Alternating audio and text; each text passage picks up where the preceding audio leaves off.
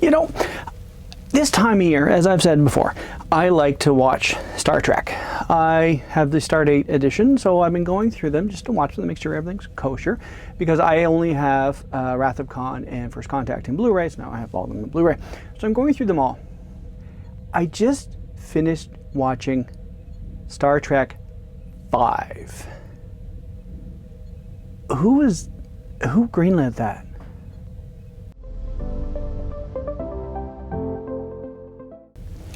Greetings, Dave here, DCP Facts. I wanted to talk about Star Trek 5 because certain things that just take me right out of it. Now, first of all, it's not a good story. It's very... I think it really is the reason for the odd ones suck. Now, the motion picture was groundbreaking. The first one was amazing. Search for Spock was okay. Star Trek 5, what was it, The Final Frontier? It's a train wreck from beginning to end.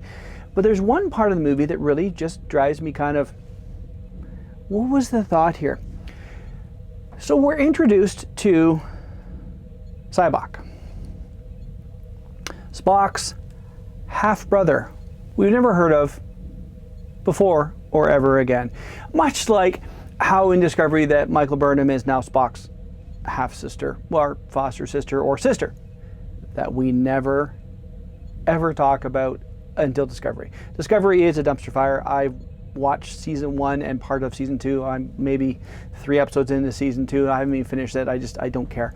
I probably will eventually, but I'd much rather go back to the original movies and, and have fun with that. I can't wait for the next gen movies. Love First Contact. Anyway, so we have Sybok.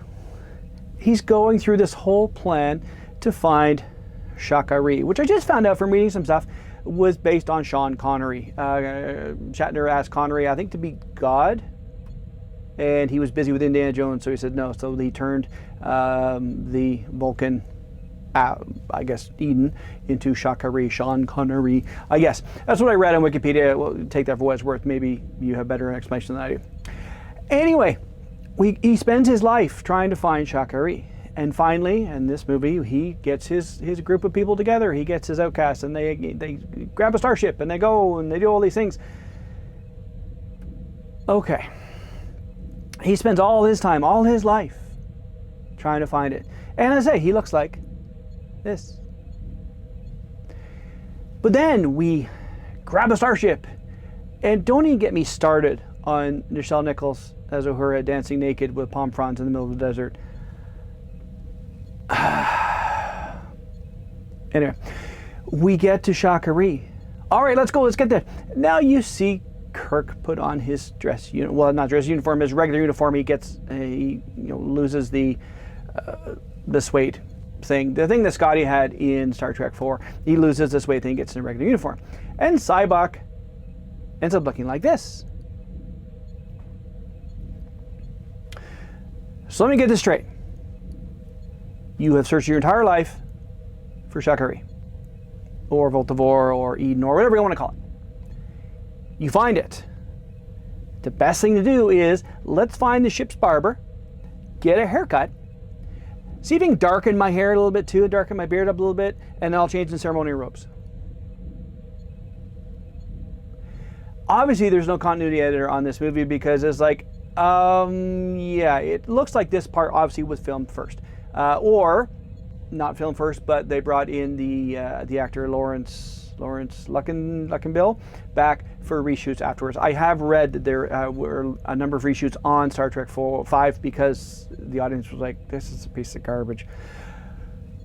Which, in a lot of cases, I agree, it is. But that, to me, always takes me right out of it. So we meet Sybok. He's got gray hair and long flowing, well, as much as you can with his hairline, long flowing, and then we meet God, and we have we have shorter hair and it's darker, and we lose the back and all these things. I would think if you spent your lifetime trying to find Eden or Shakari, getting there would be the next step. We're here, let's go. Not, oh, I'm going to change robes and I'm going to get a haircut and I'm going to do all these things.